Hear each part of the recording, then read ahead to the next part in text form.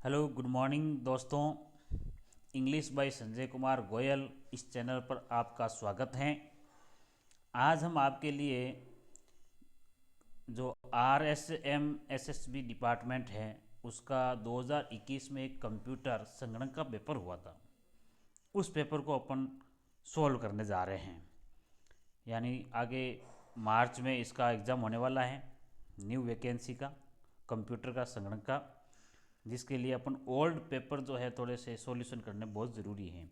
और अगर उनकी प्रैक्टिस आपकी सही होगी तो ये पेपर आपका अच्छा होगा, है ना। तो ये प्रैक्टिस करनी बहुत ज़रूरी है। जो ओल्ड सारे पेपर हैं ना, उनको आप एक बार ज़रूर देखें, इनके सॉल्यूशन ज़रूर देखें, उनकी ओरिजिनल आंसर की के साथ उनको मैच ज़रूर करें। आज अपन यही करने जा रहे हैं, यानी 2021 का पेपर और उसी की वेबसाइट से आंसर की से मिलान करके अपन उस पेपर को सॉल्व करेंगे, ताकि किसी प्रकार की आपको है जो उसमें दिक्कत नहीं आए। दोस्तों पेपर अपन को इस प्रकार से सॉल्व करना है ताकि अपन को लगे कि वास्तव में ओरिजिनली पेपर है और वापस उस प्रकार में आपको किसी प्रकार आगे कोई दिक्कत नहीं आई। ठीक है, तो अपन टाइम वेस्ट नहीं करेंगे, चलते हैं, तैयार हो जाओ। ओके, क्वेश्चन फर्स्ट दोस्तों आ रहा है मैच वाला। इसमें देखो, सूची फर्स्ट को सूची सेकंड से सुमिलित करना है और कूट का सही चयन करना है। इसमें देखो, एक तो नौटंकी, रम्मत, तमाशा, तुर्रा, कलंगी, ये कुछ दे रखे हैं इधर, और दूसरी साइड में मेवाड़, बीकानेर, जयपुर, धौलपुर, भरतपुर, यानी ये चीज़ किससे कौन सी संबंधित हैं ये अपन को बताना है। तो इस फर्स्ट क्वेश्चन का आंसर आपको याद रखना है बी। क्या याद रखना है? बी। देखो बी में क्या है, मैच करना है अपन को कि इसमें बी में देखो है क्या, तो अपन को आंसर पहले ध्यान में रख लेना, ये इसका आंसर हो गया बी। सबसे पहले अपन को याद रखना है कि इसमें किस प्रकार से बी का मैच हो रहा है। तो नौटंकी कहाँ की प्रसिद्ध है? तो बी में देखो नौटंकी ए, यानी नौटंकी याद रखनी है धौलपुर भरतपुर की। कहाँ की याद रखनी है? नौटंकी है जो आपके कहाँ की हो जाएगी, किसकी? नौटंकी याद रखनी है धौलपुर भरतपुर की, ये हो गया। फिर है रम्मत। रम्मत में देखो बी के सामने दूसरा है, तो रम्मत को याद रखना है बीकानेर की। रम्मत कहाँ की है? बीकानेर की। तीसरा है तमाशा। तमाशा कहाँ पर है? तमाशा जयपुर का प्रसिद्ध है। कहाँ का प्रसिद्ध है? जयपुर का प्रसिद्ध है। ठीक है। और तुरी कलंगी याद रखना दोस्तों, तुरी कलंगी जो है मेवाड़ का प्रसिद्ध है। तुरी कलंगी कहाँ का प्रसिद्ध है? मेवाड़ का प्रसिद्ध है। तो ये पहला क्वेश्चन अपना सोल्व हो गया है। तो यानी इसका आंसर आपको याद कौन सा रखना है? बी ऑप्शन इसका करेक्ट आंसर है। ठीक है, चलते हैं नेक्स्ट क्वेश्चन पर। नेक्स्ट क्वेश्चन है, वन विभाग की प्रशासनिक रिपोर्ट 2020-21 के अनुसार वन क्षेत्र में सर्वोच्च 2 जिले हैं। यानी प्रशासनिक रिपोर्ट आई थी 2020-21 की, उसके अकॉर्डिंग ऐसे कौन से 2 सर्वोच्च जिले हैं जहाँ पर सर्वोच्च है जो वन आपके पाए जाते हैं। तो इसमें देखो कौन से हैं, आंसर याद रखना है बी आंसर। इसमें आपके उदयपुर और अलवर सही है।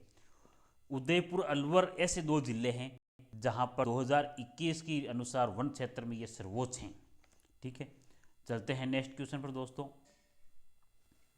फिर तीसरे क्वेश्चन पर आते हैं अपन। तीसरा क्वेश्चन क्या कह रहा है, 2011 की जनगणना के अनुसार राजस्थान के कौन से जिलों में 100 से कम जनसंख्या घनत्व है। तीसरे में ऑप्शन अपन को याद रखना है डी। कौन सा याद रखना है? डी। यानी राजस्थान में 2011 की जनगणना के अनुसार 100 से कम जनसंख्या घनत्व रखने वाले 2-3 जिले देखो कौन कौन से आ रहे हैं। एक तो आ रहा है जैसलमेर, बीकानेर और बाड़मेर, याद रखना है जैसलमेर, बीकानेर और बाड़मेर। ठीक है, अगले क्वेश्चन पर चलते हैं। राजस्थान में सीताबाड़ी का मेला किस जिले में बढ़ता है? सीताबाड़ी का मेला राजस्थान में किस जिले में बढ़ता है? सबको याद है अच्छी तरह से।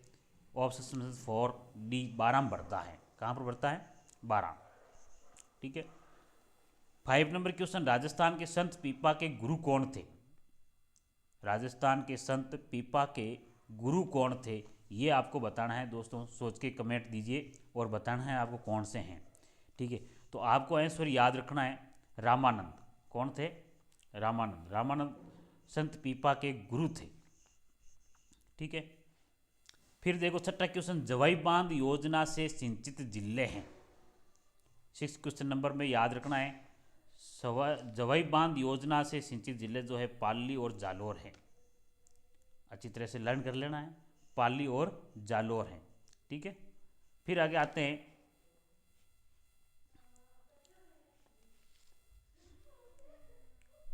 7वां क्वेश्चन। 7वां क्वेश्चन में क्या बात आ रही है मुख्यमंत्री अनुप्रति योजना किससे संबंधित है। मुख्यमंत्री अनुप्रति योजना किससे संबंधित हैं। तो 7 नंबर क्वेश्चन में याद रखना है, मुख्यमंत्री अनुप्रति कोचिंग योजना दोस्तों ना, ये प्रतियोगिता परीक्षा की तैयारी करवाती है। क्या करवाती है, प्रतियोगी परीक्षाओं की तैयारी करवाती है। इसके लिए कुछ पैसे सरकार देती है इसमें। ओके, नेक्स्ट क्वेश्चन चलते हैं। निम्नलिखित में से कौन सा खनिज उत्पादक क्षेत्र सम्मिलित नहीं है। सम्मिलित कौन सा नहीं है ये बताना है अपन को। तो इसमें आपको याद रखना है 8वां गार्नेट जो है सलादीपुरा में नहीं है आपके, ये याद रखना है, ठीक है। यानी बाकी सब आपके सम्मिलित है। लोहा है नाथरा की पाल, मैग्नीज काला खुंटा में होता है, जिप्सम जामसर में आता है। गार्नेट है जो सलादीपुर में आपके नहीं, ये गलत है, ठीक है। क्वेश्चन नंबर 9, राजस्थान के किस जिले में एक युद्ध संग्रहालय की स्थापना अगस्त 2015 में की गई थी। राजस्थान के किस जिले में एक युद्ध संग्रहालय की स्थापना अगस्त 2015 में की गई थी। तो आपको याद रखना दोस्तों, ये जैसलमेर में की गई थी। कहाँ पर की गई थी, जैसलमेर में, ठीक है। 10 नंबर क्वेश्चन में चलते हैं। राजस्थान के स्वतंत्रता के आंदोलन के दौरान गिरफ्तार एवं निर्वासित होने वाली राजस्थान की पहली महिला कौन सी थी भाई। राजस्थान के स्वतंत्रता आंदोलन के दौरान गिरफ्तार एवं निर्वासित होने वाली राजस्थान की पहली महिला, ये याद रखना है, श्रीमती अंजना देवी चौधरी थी। कौन थी, श्रीमती अंजना देवी चौधरी, ठीक है। नेक्स्ट क्वेश्चन चलते हैं। तो ये देखो दोस्तों हिस्ट्री का है, आंदोलन से संबंधित क्वेश्चन है, तो इस प्रकार की अपन को तैयारी करनी है। क्वेश्चन नंबर अपन चलते हैं 11 पर। राजस्थानी तारा बांध की ओढ़नी का पहनावा किसमें प्रचलित है। यानी कौन सी महिलाओं में ये तारा बांध की ओढ़नी है जो ओढ़ी जाती है। क्वेश्चन नंबर 11 में याद रखना है, आदिवासी महिला। तारा बांध की ओढ़नी कौन ओढ़ती है, आदिवासी महिलाएं ओढ़ती हैं, ठीक है। फिर अगले क्वेश्चन आते हैं, निम्नलिखित में से कौन सा ग्रंथ लेखक सम्मिलित नहीं है। ग्रंथ लेखक संबंधित बताना है अपन को। क्वेश्चन नंबर ये है दोस्तों, इसमें आपके जो RSSMB डिपार्टमेंट है इस क्वेश्चन पे उसने डिलीट मारा है। तो याद रखना ये क्वेश्चन अपने जो कृतियाँ सही मिलान करके देख लेना है कौन सा सही है कौन सा गलत है, ठीक है। क्वेश्चन नंबर 13 पर चलते हैं। सबरीमाला अय्यप्पन मंदिर किस राज्य में स्थित है। देखो ये एक अपने नेशनल क्वेश्चन पूछा गया है हिस्ट्री में। सबरीमाला अय्यप्पन मंदिर किस राज्य में स्थित है। तो ये दोस्तों केरल में ही है। कहाँ पर है सबरीमाला वाला, क्योंकि ये करंट से संबंधित है। सबरीमाला में वहाँ पर अय्यप्पन मंदिर में एक घटना घटित हुई थी, उस वजह से यह बहुत ही प्रसिद्ध था। तो सबरीमाला अय्यप्पन मंदिर किस राज्य में स्थित है, केरल में, है ना। क्वेश्चन नंबर 15 पर चलते हैं। निम्नलिखित में से कौन सा लोक नृत्य क्षेत्र सम्मिलित नहीं है। सम्मिलित वाला बताना दोस्तों 14 नंबर क्वेश्चन में। तो इसमें गेर जो है वो सम्मिलित नहीं है। गेर मेवात का बताया गया, ये आपके गलत हैं। बाकी देखो बम भरतपुर में सही है, ढोल जालोर में सही है, गिंदड़ नृत्य जो है वो आपके शेखावटी में सही है, ठीक है। गेर है जो मेवात का क्षेत्र का, ये नहीं है लोक नृत्य, ठीक है। फिर आगे चलते हैं अपन क्वेश्चन नंबर 15 में। 15 नंबर क्वेश्चन में आपके आए हैं वाद्य यंत्र और जाति। यानी कौन सा वाद्य यंत्र किस जाति का है ये अपन को बताना है। जैसे स्टार्टिंग में दे रखा सारंगी, दूसरे में पुंगी, कमाइचा, रावण हत्ता, और जाति दे रखी है पीछे भोपे, मांगनियार, लंगा, कालबेलिया। तो क्वेश्चन नंबर 15 का ये आंसर आपको बताना है। सी आंसर इसमें सही बताया जा रहा है दोस्तों। तो अपन देखते हैं सी में मिलान करना है अपन को कौन से क्या है। ये सी आंसर हमने लगा दिया है। यानी पहले का तीसरा, दूसरे का चौथा, तीसरे का चौथा, भाई दूसरे का चौथा हो गया। और इस प्रकार से ये देखो वापस देख लेते हैं एक बार अपन। क्वेश्चन नंबर जो 4 है ये डी ऑप्शन से, यानी सारंगी को अपन दूसरे से मिलान करना। सारंगी है जो मांगनियार जाति मिलाती है, किसे? सारंगी है जो मांगनियार, ठीक है। और पुंगी जो है 1 नंबर, पुंगी है जो भोपे बनाई जाती, भोपे के लिए पुंगी होती है, ठीक है, भोपों के लिए पुंगी। और कमायचा, कमायचा जो होता है वो आपके तीसरा 30 में, यानी कमायचा है जो लंगा जाति के लिए काम आता है। और रावण हत्ता है जो कालबेलिया है जो ये आपके बजाते हैं। वापस चेक कर लो एक बार इनको, यानी 15 नंबर क्वेश्चन में वापस देखते हैं दोस्तों इसको एक बार। 15 नंबर क्वेश्चन का सी ऑप्शन से एक्यूरेट है आपके इसमें, सी। तो इसमें सी वाले ऑप्शन से देखो क्या है, कौन सा है, कैसे हैं, यहाँ पे देख के अपन आराम से मैच करना दोस्तों, जल्दबाजी नहीं करनी है अपन को। सी ऑप्शन सही है। अब वापस मिलान करते हैं। जैसे सारंगी है जो, सारंगी 3 नंबर के लिए सही है, यानी लंगा जाति है जो वो सारंगी के लिए प्रसिद्ध है। लंगा सारंगी, देखो दोनों में याद रखना अपना, रंगी लंगा ऐसे याद रख सकते हैं अपन, ठीक है। फिर दूसरे का चौथा, पूंगी जो है ये कालबेलिया जाति बजाती है। बहुत ही वास्तव में ये सही था, मैंने इसीलिए मुझे थोड़ा सस्पेंस हुआ, मैंने कहा कोई कैसे हो सकता है ये। फिर कमायचा है जो आपके दूसरे के लिए, यानी मंगनियार जाति, मांगनियार जाति के लिए कमायच। और रावण हत्ता जो होता है वो भोपे बजाते हैं। रावण हत्ता भोपे ज़्यादातर रामदेव जी भोपेर, तेजा जी भोपेर, है ना, देवनारायण जी भोपेर, ये सब है जो रावण हत्ता यूज़ लिया जाता है इनके द्वारा। तो सी ऑप्शन इसका आपके राइट हो जाएगा। 16 नंबर क्वेश्चन है, भारत ने राफेल नामक लड़ाकू विमान किस देश से प्राप्त किए? तो यहाँ इसमें याद रखना, जो राफेल है ना वो फ्रांस से प्राप्त किए थे भारत ने राफेल नामक लड़ाकू विमान किस देश से प्राप्त किए हैं? फ्रांस से, ठीक है। 17 नंबर, प्रशासन में लोगों की भागीदारी सुनिश्चित करने के लिए सरकार द्वारा सूचना और संचार प्रौद्योगिकी के उपयोग को क्या कहा जाता है? 17 नंबर में याद रखना है, ये ई गवर्नेंस कहलाता है। क्या कहलाता है? E governance. प्रशासन में लोगों की भागीदारी सुनिश्चित करने के लिए सरकार द्वारा सूचना और संचार प्रौद्योगिकी के उपयोग को कहा गया है ई गवर्नेंस। ये आपका था 17 नंबर क्वेश्चन दोस्तों। अब चलते हैं अपन 18 नंबर पर। 18 नंबर देखो, मई 2021 में अरब सागर में आए चक्रवाती तूफान का नाम क्या था? करंट जीके का सवाल है ये। मई 2021 में अरब सागर में आए चक्रवाती तूफान का नाम क्या था? तो ये अपन को याद रखना है, ताउकते। क्या, कौन सा तूफान आया था? ताउकते। ताउकते तूफान है जो ये आया था इसमें। फिर 19 नंबर क्वेश्चन, किस हस्तशिल्पी को वर्ष 2021 का राजस्थान हस्तशिल्प रत्न पुरस्कार दिया गया? भाई किसको ये 2021 का हस्तशिल्प पुरस्कार दिया गया था? तो ये याद रखना है, बाबूलाल मारोटिया। किसको दिया गया था? बाबूलाल मारोटिया को हस्तशिल्प रत्न पुरस्कार 2021 दिया गया था। 20वां क्वेश्चन आपके आ रहा है पद्म विभूषण का, ठीक है। पद्म विभूषण 20 में, लेकिन RSSMB डिपार्टमेंट यहाँ पर इसने इसको डिलीट कर दिया है क्वेश्चन को, तो ये यहाँ पे डिलीट है भाई क्वेश्चन, ठीक है। 2021 का पद्म विभूषण पुरस्कार देख लेना आपको। अगला क्वेश्चन है, निम्नलिखित में से किसको राजस्थान में 6वें वित्त आयोग का अध्यक्ष, छठे वित्त आयोग का अध्यक्ष, छठे वित्त आयोग का अध्यक्ष 21 क्वेश्चन में अपन को याद रखना है बी, प्रद्युमन सिंह। ये इंपॉर्टेंट क्वेश्चन है, वापस आने वाला भी है। तो छठे वित्त आयोग का अध्यक्ष किसे नियुक्त किया गया है? प्रद्युमन सिंह को नियुक्त किया गया है ना।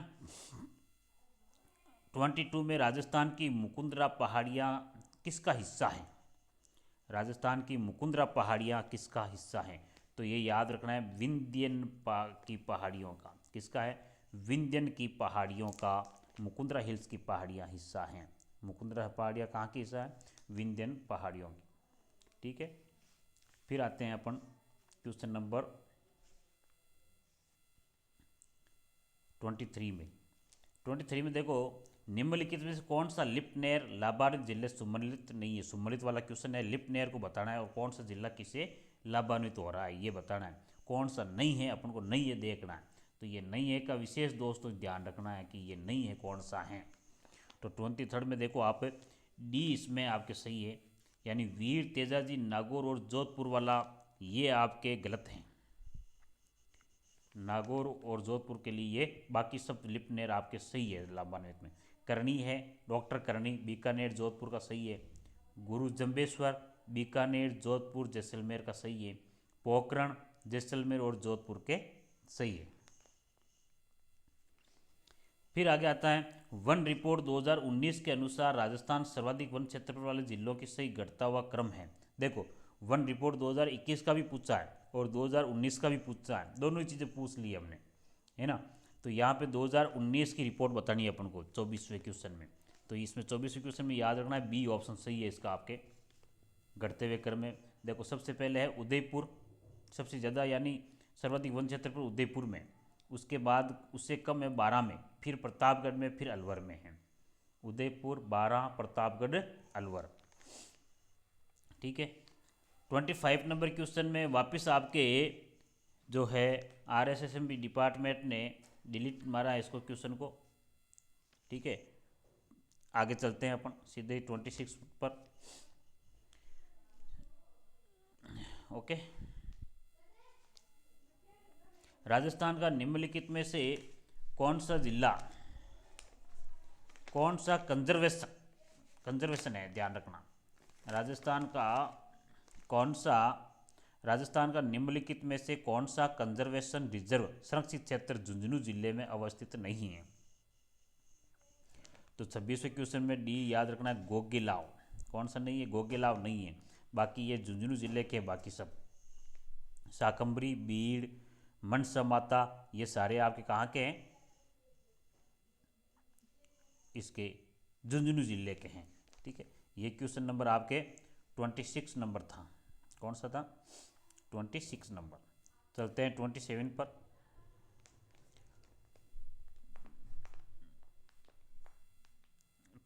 नंबर क्वेश्चन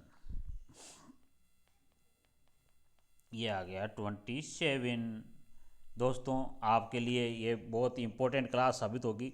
यानी मैंने ये निश्चय किया कि भाई कम से कम अपन बैठे बैठे बच्चों के लिए, भाई दोस्तों के लिए इस प्रकार की क्लासें लेके आएँ।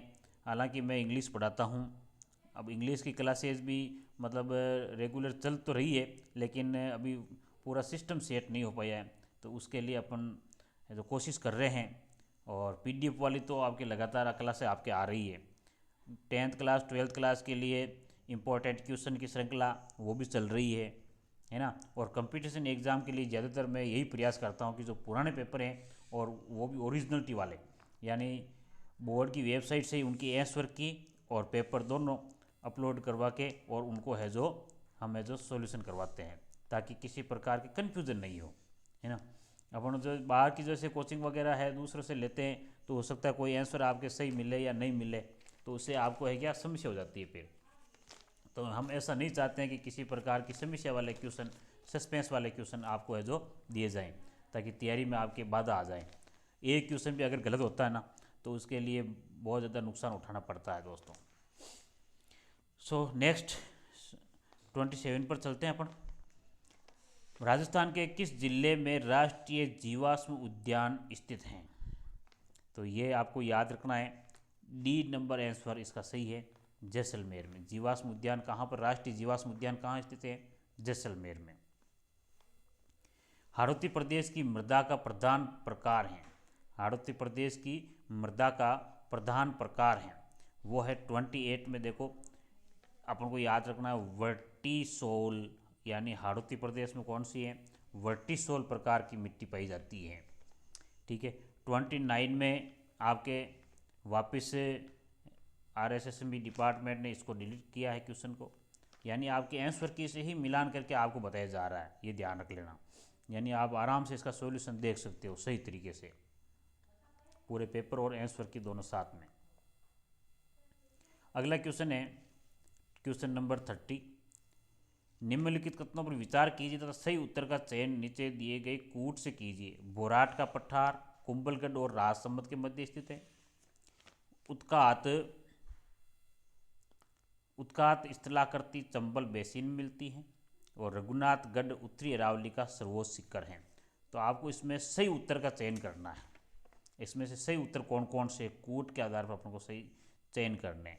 तो इसमें आपको याद रखना है 30 के अंदर सी क्वेश्चन, यानी इसमें 2 और 3 ये दोनों सही है। बोराट का पठार वाला वो आपके गड़बड़ है।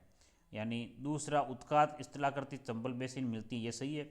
और रघुनाथगढ़ उत्तरी अरावली का सर्वोच्च शिखर है, ये दोनों आपके ऑप्शन सही है। बाकी 1 नंबर जो है वो आपके गलत हैं।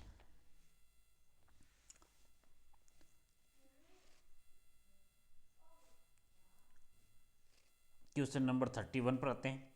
ज्यामितिक माध्य के लिए कौन सा कथन सत्य नहीं है। अब दोस्तों देखो, जीके के अलावा जो क्वेश्चन मैथ्स के आ रहे हैं वो भी आपको बता रहा हूँ मैं। गणित के, मैथ्स के हो, रीजनिंग हो, या ये आपके इकोनॉमिक्स के हो, सभी आपको क्वेश्चन सोल्व करके बताएंगे आंसर के आधार पर। ठीक है, 31 में आपको सीधा आंसर बताता हूँ। बी आंसर इसका राइट है। कौन सा है? बी। यानी ये उपचयों की अन्य बीजगणित विवेचन के लिए उपयुक्त नहीं है। आंसर क्या याद रखना है?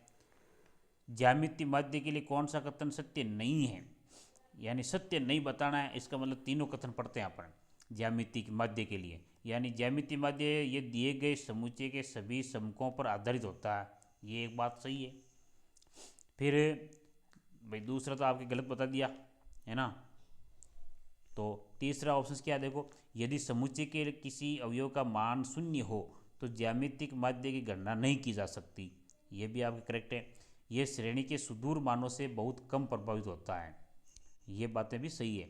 केवल एक बात गलत है, वो कौन सी है? ये उपचयों की अन्य बीजगणित विवेचन के लिए उपयुक्त नहीं है, जबकि सत्य बात यह है कि ये उपचयों के लिए उपयुक्त हैं। डायरेक्ट प्रथम n प्राकृत संख्याओं का प्रसरण है। डायरेक्ट सूत्र पूछा गया है, प्रसरण याद रखना है। 32 के अंदर डी ऑप्शन एक्यूरेट है इसका, यानी n² - 1/12 है। n² - 1/12 है, ये इसका प्रथम n प्राकृत संख्याओं का प्रसरण है, याद रखना है। ठीक है, जो क्वेश्चन नंबर पूछा इसी प्रकार से है, प्रथम n प्राकृत संख्याओं का प्रसरण है, यानी n² - 1/12 है। दो श्रेणियों की संगता की तुलना करने के लिए सबसे उपयुक्त माप कौन सा है? 33 में डी ऑप्शन याद रखना, परिसर। यानी आपको याद रखना है कि दो श्रेणियों की संगता की तुलना अगर की जाती है तो वहाँ पर सबसे उपयुक्त माप कौन सा आएगा? परिसर। दो श्रेणियों की संगता की तुलना करने के लिए सबसे उपयुक्त माप परिसर। ठीक है, एक दिए हुए समकों का माध्य 6.5, माध्य का 6.3 और बहुलक 5.4 है, तो ये प्रतिनिधित्व करता है। यानी इसको कौन सा ये क्या प्रतिनिधित्व करता है? तो इसमें सीधा याद रखना, ये चीज़ें बताएगी आपके धनात्मक वैषम्यित बंटन, धनात्मक वैषम्यित बंटन। ठीक है, ये हो गया। अगला चलते हैं क्वेश्चन नंबर 35 पर। एक परिवार के विभिन्न मदों पर खर्च को आरेख द्वारा प्रदर्शित करने के लिए सबसे उपयुक्त चित्र हैं। 35 में याद रखना है बी ऑप्शंस, पाई चित्र। कौन सा है? पाई चित्र। एक परिवार के विभिन्न मदों पर खर्च को आरेख द्वारा प्रदर्शित करने के लिए सबसे उपयुक्त चित्र कौन सा होता है? पाई चित्र। ठीक है, यदि Q1, Q2, Q3 यानी ये आपके 3 प्रकार की क्वालिटीज़ बताई गई है, यानी क्वार्टरलीज बता गई है, तो फ्रीक्वेंसी के आधार पर तो किसी बारंबारता बंटन की 3 चतुर्थक है ये, तो निम्नलिखित में इनके बीच कौन सा संबंध सही है? यदि ये बारंबारता बंटन ऋणात्मक वैषम्य हैं, यदि ये बारंबारता बंटन ऋणात्मक वैषम्य, तो इनका संबंध किस प्रकार का होगा? इनका तीनों बारंबारता बंटन का। तो 36 में आपको याद रखना है दोस्तों, बी ऑप्शन एक्यूरेट। देखो, Q1 + Q3 ये दोनों जुड़ जाएगी, Q1 + Q3 जुड़ जाएगी, और Q ये है जो 2Q2 यानी 2Q और नीचे 2 लगेतन, ये इन सबसे ज़्यादा होगी दोनों के मान से, ये ऋणात्मक कहलाएगी। ठीक है, याद रख लेना ऐसे क्वेश्चन सीधे ही। खंडित बंटन के लिए प्रतुशीर्षत्व β2 का मान है। खंडित बंटन के लिए प्रतुशीर्षत्व B2 का मान क्या है? बीटा, बीटा का याद रखना, ये बीटा है। ठीक है, तो 37 में एक क्वेश्चन अपन को याद रखना है, इसका मान क्या हो जाएगा? इसका हो जाए 1 से अधिक, 1 से अधिक होता है इसका मान, ए से अधिक होता है दोस्तों मान। फिर क्रमबद्ध प्रतिचयन आकलन के अच्छे परिणाम नहीं देगा यदि, क्वेश्चन नंबर 38 का याद रखना है, सी ऑप्शन सही है, सी ऑप्शन इसका एक्यूरेट, ए और बी दोनों ही सही होंगे भाई। क्रमबद्ध प्रतिचयन आकलन के अच्छे परिणाम नहीं देगा, क्या होगा जब अच्छे परिणाम कब नहीं देगा? इकाइयों के मध्य विचलन आवृत्ति होती है तब एक तो, और दूसरी नियमित अंतराल पर चयनित इकाइयों में सह संबंध होता है। इकाइयों के मध्य विचलन आवृत्ति हो और नियमित अंतराल पर चयनित इकाइयों में सह संबंध हो, तब ये परिणाम अच्छे नहीं देगा। फिर क्वेश्चन नंबर 39, 30 इकाइयों की एक समष्टि में से 5 इकाइयों का चयन सरल यादृच्छिक प्रतिचयन प्रतिस्थापित रहित विधि से किया है, तो किसी विशिष्ट इकाई की प्रतिदर्श में आने की प्रायिकता होगी, प्रायिकता बतानी है 5 इकाइयों की, है ना। तो इसका आंसर बता देता हूँ आपको मैं सीधा, ए आंसर होगा इसका, और 1/6 होगा, क्या होगा? 1/6, 5 का भाग देते हैं इसमें 30 में, तो 6 पंजे की 30 आ जाता है ना, तो 6 बार चला जाता है ना, तो ये हो गया 1/6 इसकी प्रायिकता होगी। फिर 40 नंबर क्वेश्चन में, निम्नलिखित में से कौन सा राजकीय सांख्यिकी संगठन है अराजकीय? अराजकीय याद रखना है, राजकीय नहीं है, अराजकीय संगठन कौन सा है? 40 नंबर क्वेश्चन में बी आंसर याद रखना है दोस्तों, भारतीय विदेशी व्यापार संस्थान नई दिल्ली वाला, ये एक राजकीय सांख्यिकी संगठन है, बाकी सब राजकीय हैं, एक राजकीय है, यानी केंद्रीय सांख्यिकी संगठन, राष्ट्रीय प्रतिदर्श सर्वेक्षण संगठन और प्रोग्राम मूल्यांकन संगठन, ये सभी आपके राजकीय हैं, और भारतीय विदेशी नाम आ गया ना, ये आपके अराजकीय हो गया। 41 पर चलते हैं। लेस्पियर के सूत्र में अभिनति है और पाश्चय के सूत्र में अभिनति है, दोनों लेस्पियर और पाश्चय के दोनों को देखो, बहुत अच्छा क्वेश्चन है, याद कर लेना अच्छे से। 41 वाला ए ऑप्शन इसमें सही है, क्या है देखो, खाली जगह भरनी है केवल। लेस्पियन के सूत्र में ऊपर की ओर अभिनति है, ऊपर की, लेस्पियन में तो ऊपर की ओर, और पाश्चय के सूत्र में नीचे की ओर अभिनति होती है, लेस्पियर ऊपर, पाश्चय नीचे। ठीक है, ये याद रखना है।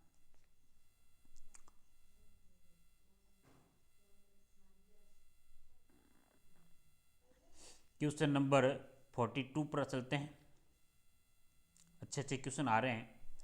ड्रॉबिस बाउले का कीमत सूचकांक सूत्र है, ड्रॉबिस बाउले का कीमत सूचकांक सूत्र बताना है 42 में, तो ये हो गया आपके B number option correct.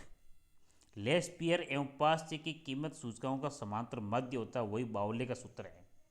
Laspeyres और बाउले पाश्चय की कीमत सूचकांकों का जो समांतर मध्य आता है ना, वही आपकी कीमत सूचकांक बन जाता है इसका। ठीक है, समझ में आ रही है बातें? तो आराम से पढ़ रहे हैं दोस्तों, धीरे धीरे, अपन कहीं भगकर नहीं जाने वाले हैं।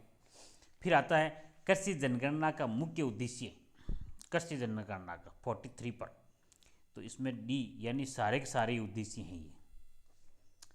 आर्थिक एवं सांख्यिकी निदेशालयों को जरूरी आंकड़े उपलब्ध कराना, पटवारी द्वारा गांव के आंकड़ों का निरीक्षण करना, जमीन का जंगल एवं कृषि योग्य जमीन में विवरण करना, ये सारे पटवारी के आपके कृषि जनगणना का मुख्य उद्देश्य होता है। ठीक है,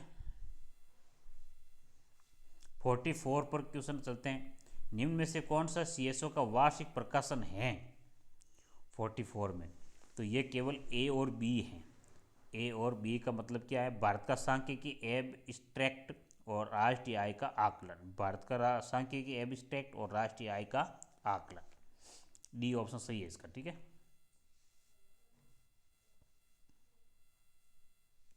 फिर अगला क्वेश्चन चलते हैं अपन 34 पर हो गए थे, 45 पर।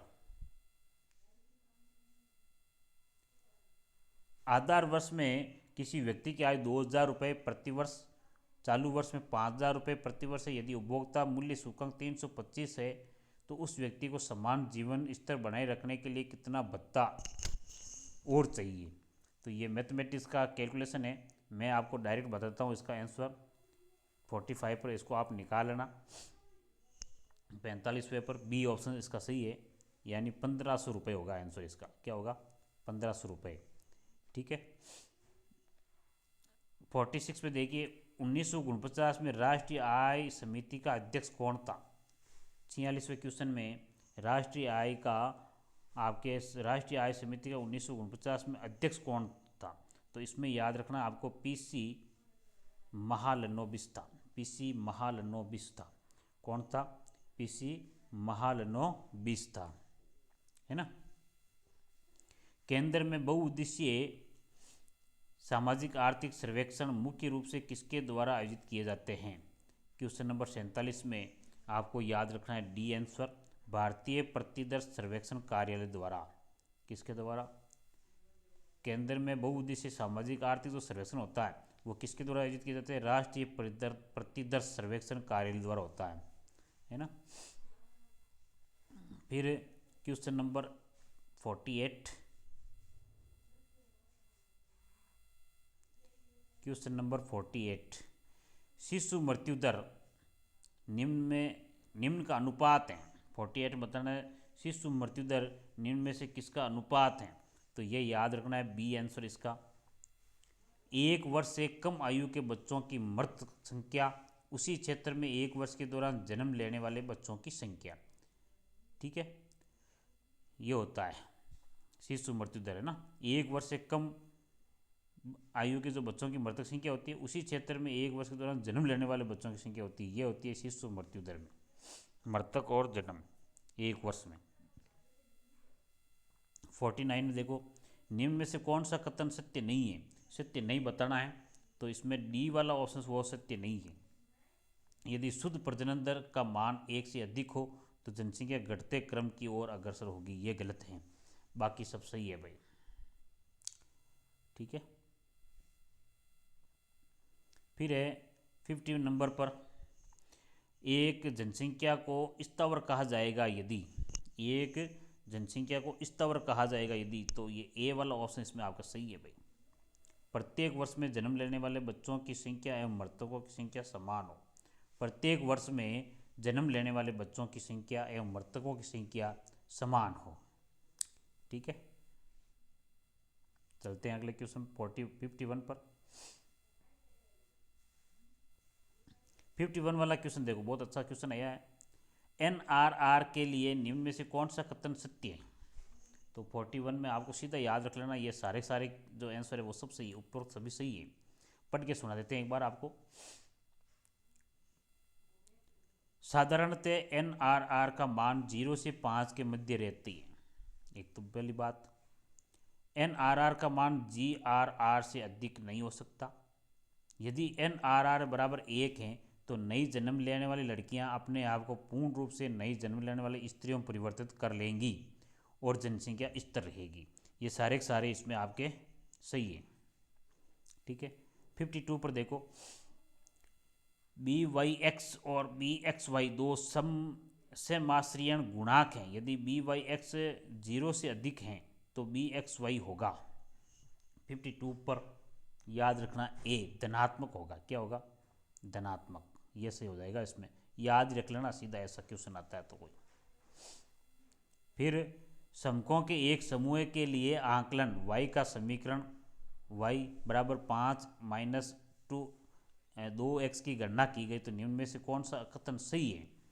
तो ये क्वेश्चन नंबर 53 में है आपके, और इसमें आंसर हो जाएगा बी, रेखा का ढलान नकारात्मक है। ये इसका राइट आंसर है, रेखा का ढलान नकारात्मक है ना। फिर 54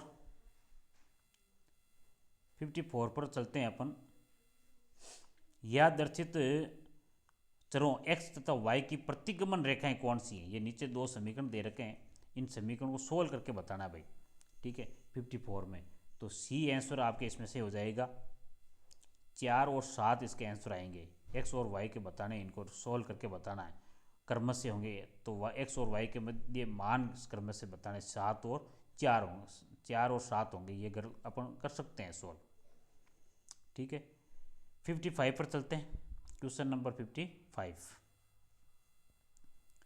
यदि x और y दो यादृच्छिक चर हैं, a b c d कोई अन्य संख्याएं हो, तो देखो a इजिकल टू 0 नहीं है और c इजिकल टू 0 नहीं है, तो a x प्लस बी तथा सी वाई प्लस जेड के मध्य से संबंध गुणांक होगा। तो मैं इसका आंसर ही डायरेक्ट बताता हूँ आपको, क्वेश्चन नंबर 55 का वो होगा डी। सॉल्व कर लेना आप इसको एक बार, ये आंसर हो जाएगा इसका, ठीक है। डी आंसर सही है।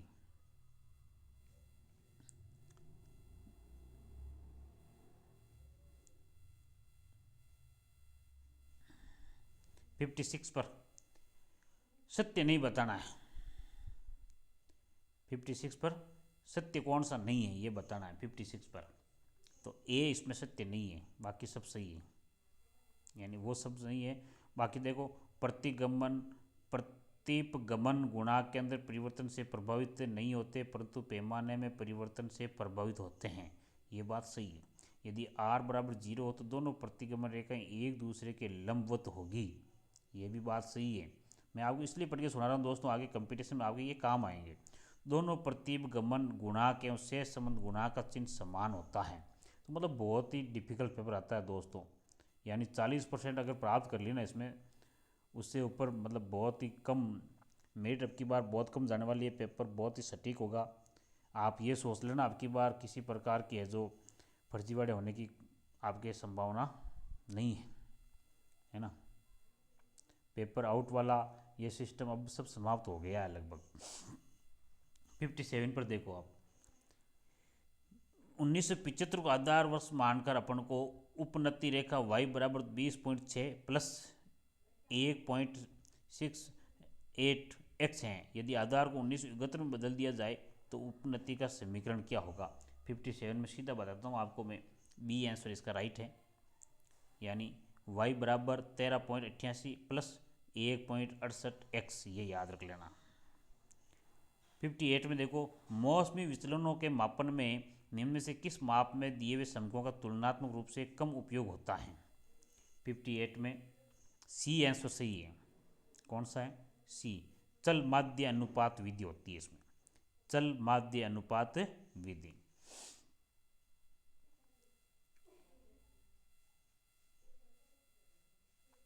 आगे देखते हैं,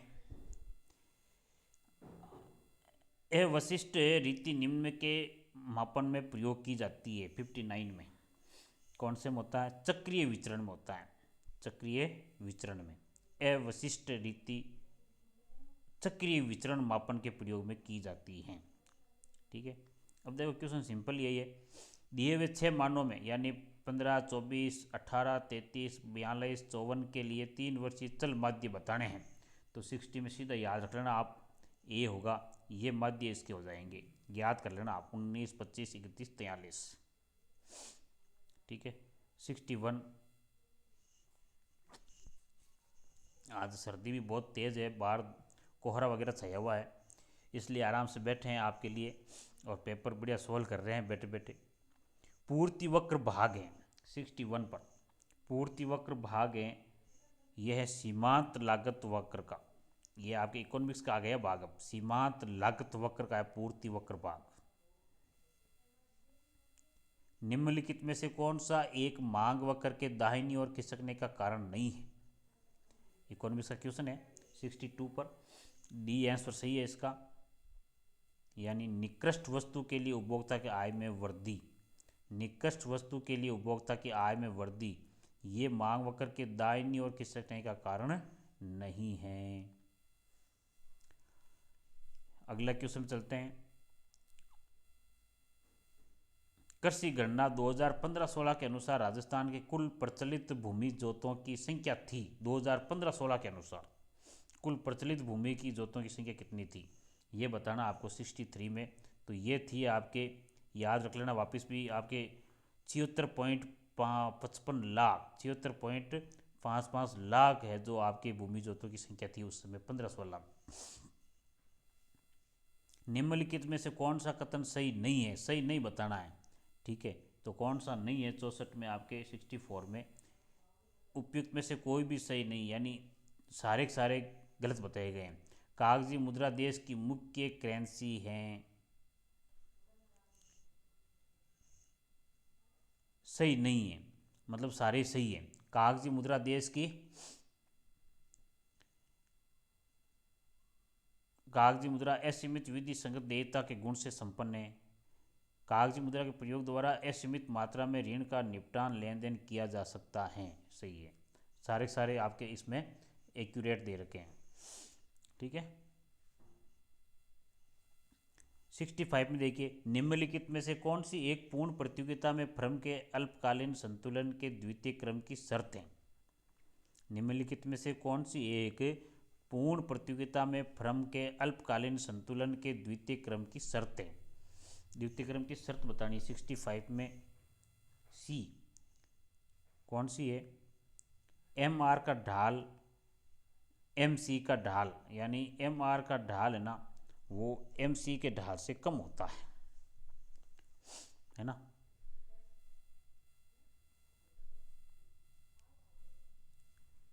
सिक्सटी सिक्स में आते हैं, अनुवर्त योजना के प्रथम प्रतिपादक कौन थे। अनुवर्त योजना 66 में अनुवर्त योजना बतानी है भाई। अनुवर्त योजना के प्रवर्तक थे गुन्नार मिर्डल, बहुत इंपॉर्टेंट, देखो नाम बहुत खतरनाक दिया है। कौन सा नाम है 66 में, गुन्नार मिर्डल, गुन्नार मिर्डल, ये आपके अनुवर्त योजना के प्रथम प्रतिपादक थे। 67, राजस्थान अक्षय ऊर्जा निगम लिमिटेड RRECL का गठन किन दो संस्थाओं का विलय करके किया गया, इसको बताना है 67 में। और ये किया गया था आपके सी को मिलाकर, यानी सी कौन कौन से देखो, ये राजस्थान राज्य ऊर्जा निगम लिमिटेड और राजस्थान ऊर्जा विकास एजेंसी को मिला करके,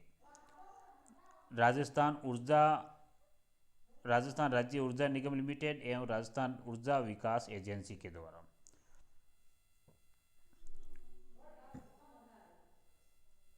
फिर आगे चलते हैं अपन दोस्तों, अपनी मंजिल नज़दीक ही है। सम्मिलित करना है वापस क्वेश्चन नंबर में 68 में, बी सही है, पहले इसमें निशान लगा देते हैं अपन बी, यानी बी आपका इसमें सही है, 1 में 4, ये बी याद रखना दोस्तों ना, बी। राजस्थान वित्त निगम स्थापना वर्ष है ये, स्थापना वर्ष, ठीक है। देखो कौन कौन सी देख लेते हैं एक बार अपन।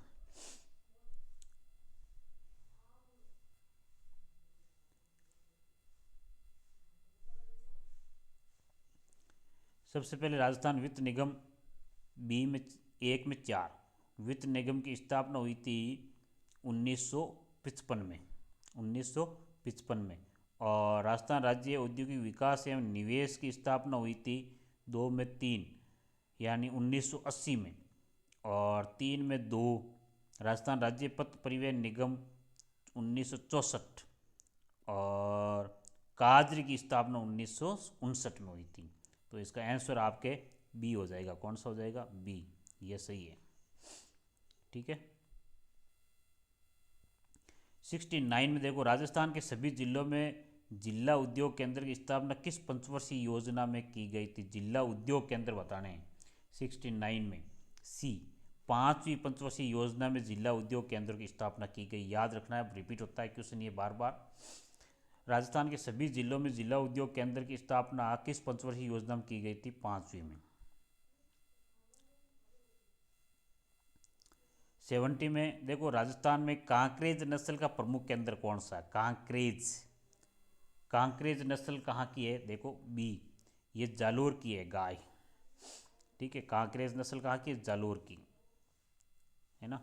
फिर आता है एक निश्चित राशि साधारण ब्याज किसी दर से 6 वर्षों में तिगुनी हो जाती है, कितने वर्षों में ये 5 गुना हो जाती है, ये आप कैलकुलेशन करके निकाल लेना, मैं आपको डायरेक्ट आंसर बता देता हूँ। तो ये हो जाएगी आपके 12 वर्ष में। ठीक है। 72 में एक आयत की लंबाई और चौड़ाई में क्रमशः +30% और -20% का परिवर्तन किया जाता है, आयत के क्षेत्र में कितने प्रतिशत परिवर्तन हुआ है। तो मैथ्स का सवाल है, कैलकुलेशन करके आराम से बताना इसको। मैं इसका आंसर बताता हूँ आपको, ये हो जाएगी आपके +4%। ठीक है, डी आंसर इसका सही है। निकाल के देखना, मिलान करना कि आंसर सही निकलता है या नहीं है।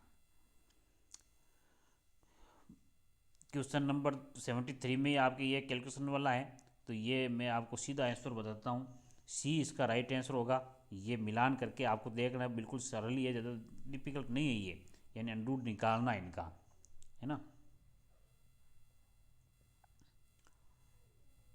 74 में देखो, 74 में ये अंडर वाला मान है, ये मान निकालना क्या आंसर आता है। ठीक है, और बी आंसर इसका राइट होगा। 5 आंसर आने चाहिए आपके जब कैलकुलेशन करते हो तब। 5। एक विद्यार्थी ने एक संख्या का 2/3 से गुणा करने की बजाय 2/3 से विभाजित कर दिया, गणना में कितने प्रतिशत की त्रुटि हुई, यानी गुणा की बजाय भाग दे दिया उसने, तो आंसर में क्या कमी आ गई थी, तो ये क्या परिवर्तन हो गया था इसमें। तो आंसर ये देखना पहले, 125% की त्रुटि हो गई इसमें, 125% की गलती हो गई है, तो ये चेक करना, आंसर मिलान करना आप।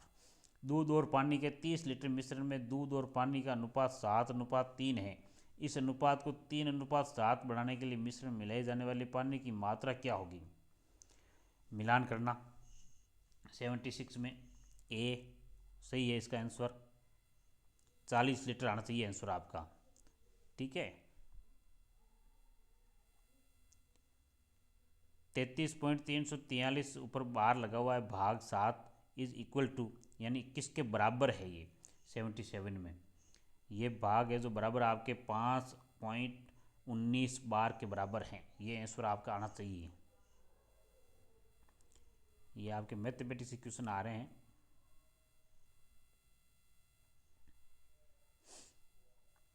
फिर 78 वाला क्वेश्चन, ए सबसे छोटी संख्या है, ताकि दोनों 1452 इंटू ए और 1452 भाग ए पूर्ण वर्ग संख्या है, ए बराबर क्या होगी संख्या ज्ञात करनी है।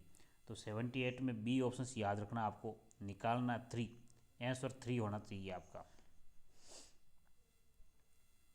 एक वर्ष में एक गांव की जनसंख्या में 5% की वृद्धि हो जाती है, अगले वर्ष में 5% कमी हो जाती है। यदि दूसरे वर्ष के अंत में गांव की जनसंख्या 7,980 है, तो प्रथम वर्ष के प्रारंभ में इसकी जनसंख्या थी। आराम से निकल सकता है ये दोस्तों, आराम से इसको सोल्व करना है। 79 में बी आंसर आना चाहिए आपका, 8,000 उत्तर आना चाहिए आपका। ठीक है, कैलकुलेशन करके निकालना इसको। 780 क्वेश्चन नंबर देखिए, एक ट्रेन 50 किलोमीटर प्रति घंटा की औसत गति से समय पर अपने गंतव्य तक पहुंच जाती है। यदि ये 40 किलोमीटर मिनट प्रति घंटा की औसत से 40 किलोमीटर प्रति घंटा की औसत से गति से जाती है, तो 30 मिनट की देरी से अपने गंतव्य तक पहुंचती है, कुल यात्रा की लंबाई क्या होगी। तो इसका आंसर निकालना आपको। 80 में ए 100 किलोमीटर इसका आंसर आना चाहिए आपके, ये जब निकालते हो चाल दूरी वाला, समय चाल दूरी वाला ही आंसर।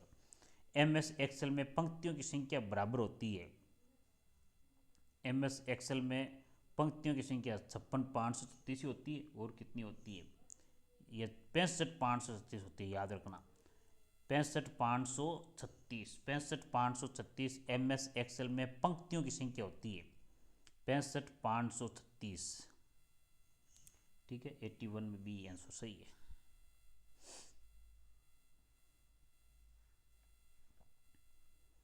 फिर आता है आपके IPv4 एड्रेस का आकार होता है, कंप्यूटर का क्वेश्चन है, ध्यान रखना ये 82 में सीधा याद रख लेना।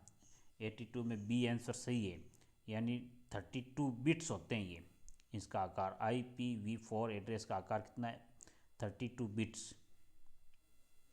प्रथम प्रस्तावित वेब ब्राउज़र है 83 में ए मोजेक, याद रखना है प्रथम जो क्या बता रखा था, वेब प्रस्तावित वेब ब्राउज़र मोजेक है। प्रथम प्रस्तावित वेब ब्राउज़र कौन सा है? मोजेक। ठीक है। एक प्रेजेंटेशन में स्लाइड्स को प्रस्तुत करने के लिए प्रयोग में लाए गए स्पेशल इफेक्ट्स कहलाते हैं। कंप्यूटर वाले क्वेश्चन आ रहे हैं दोस्तों 84 में सी। ट्रांजिशंस कहलाते हैं। क्या कहलाते हैं? ट्रांजिशंस कहलाते हैं। ट्रांजिशंस प्रेजेंटेशन में स्लाइड्स का प्रस्तुत करने के लिए प्रयोग में लाए गए स्पेशल इफेक्ट्स कहलाते हैं, ट्रांजिशंस।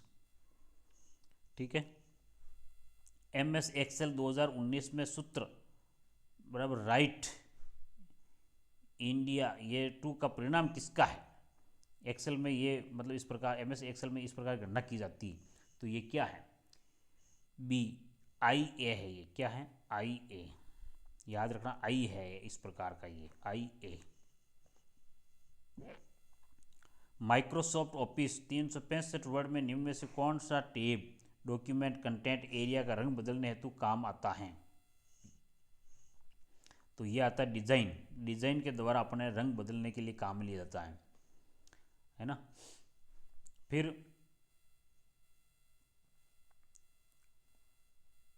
क्वेश्चन नंबर 87 देखो आप। MS एक्सेल 2019 डाटा शीट का डिफ़ॉल्ट फॉन्ट है।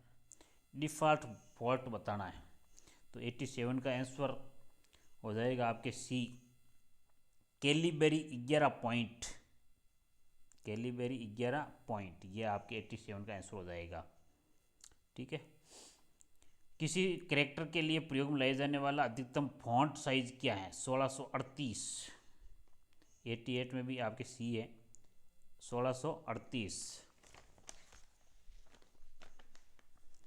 1638। 89 देखो, टेक्स्ट का कॉन्केटिनेशन किस का प्रयोग करके किया जाता है? टेक्स्ट का कॉन्केटिनेशन किस का प्रयोग करके किया जाता है? तो 89 में याद रखना है एम्परसैंड।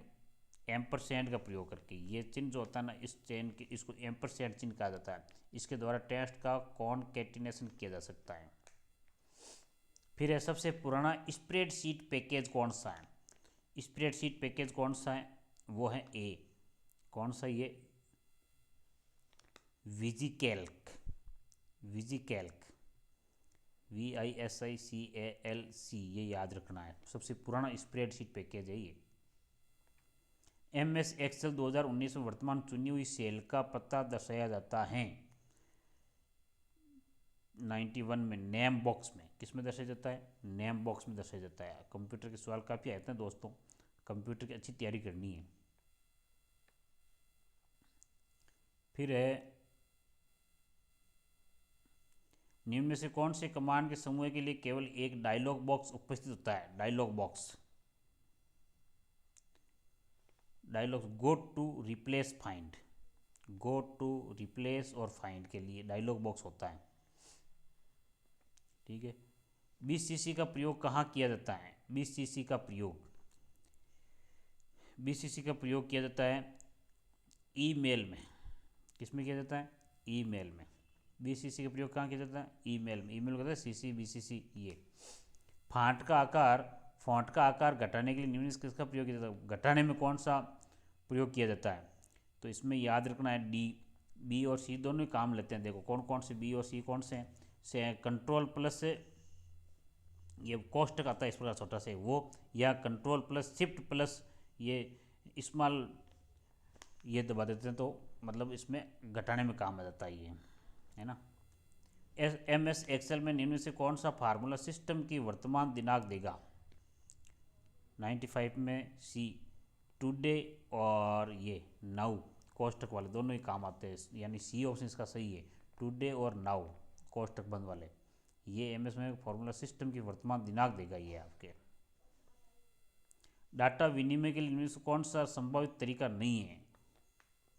96 में D, तो ये याद रखना है मल्टीप्लेक्स नहीं है। मल्टीप्लेक्स, मल्टीप्लेक्स नहीं है। ठीक है। लगभग अंतिम छोर में चल रहे हैं अपन। 78 का क्वेश्चन देखिए। PDA का अर्थ होता है PDA, PDA पीडीए का अर्थ होता है personal digital assistant, personal digital assistant. C, निम्न में से कौन सी सर्विस ये पुष्टि करने के लिए बनाई गई है कि उक्त कंप्यूटर आईपी एड्रेस के साथ अस्तित्व में है और नेटवर्क से जुड़ा है? तो इसमें है पिंग। आंसर क्या आ जाएगा? पिंग। ठीक है, पिंग, डी आंसर सही है। 99 में देखो, MS पावरपॉइंट 2007 की स्लाइड में चुनी हुई आकृतियों का समूह बनाने हेतु निम्न में से कौन से शॉर्टकट का उपयोग होता है? वो होता है Ctrl+G का, Ctrl+G का। ठीक है, पावरपॉइंट में। MS एक्सेल 2019 में निम्न में से किस ऑपरेटर की प्रधानता सर्वाधिक है? किस ऑपरेटर की प्रधानता सर्वाधिक है? तो ये है प्रतिशत की। ठीक है, तो ये दोस्तों देखो, हमने एक कंप्यूटर पेपर का जो था संगणक का, ये हमने काफ़ी क्वेश्चन यानी 100 क्वेश्चन इसके जो थे वो सोल्व कर लिए हैं। कितने क्वेश्चन सोल्व कर लिए? 100 क्वेश्चंस। एक बात दोस्तों याद रखना, कंप्यूटर के क्वेश्चन इसमें वास्तव में बहुत इंपॉर्टेंट आपके रोल रखते हैं। यानी 20 क्वेश्चन आ रहे हैं इसमें। कितने क्वेश्चन आ रहे हैं? यानी देखो 21 से शुरू हुए थे और 100 क्वेश्चन तक, यानी 20 क्वेश्चन ओनली कंप्यूटर सब्जेक्ट के हैं। बहुत इंपॉर्टेंट, मेरिट डिपेंड करते हैं, यानी आपको पास के का मतलब जो क्षेत्र है ना वहाँ तक तो यही ले जाते हैं। तो कंप्यूटर को तो बहुत ज़रूरी है पढ़ना, और अच्छे से पढ़ना ज़रूरी है दोस्तों। तो आज की क्लास आपके लिए कैसी रही कमेंट में ज़रूर लिखना। चैनल को सब्सक्राइब ज़रूर करना, लाइक करना। दोस्तों हम आपके लिए मेहनत कर रहे हैं, मुझे कुछ इसमें रिजल्ट मिले तो मैं आपके लिए इस प्रकार की कई सारी क्लासें लेके आऊँगा। पुराने पेपर में अगर ऐसा होगा तो एक भी क्लास नहीं छोड़ूंगा आपके, यानी पूरे पूरे पेपर आपको सोल्व करवा दूंगा, और धीरे धीरे इनकी व्याख्या भी करवाई जाएगी आगे। अगर मुझे अच्छे रिजल्ट मिलेंगे, क्लास को सब्सक्राइब फॉलोअर्स ज़्यादा मिलेंगे, इनको लाइक ज़्यादा करेंगे, तो मुझे भी हौसला बढ़ेगा और मैं आगे से आगे इसमें बहुत अच्छी मेहनत करूँगा।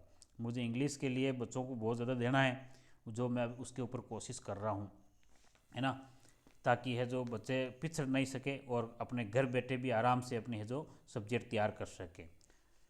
ठीक है, तो ये अपने लिए आपके लिए मैंने ये मेहनत की है, तो इसको ज़रूर कमेंट करके बताएं। धन्यवाद।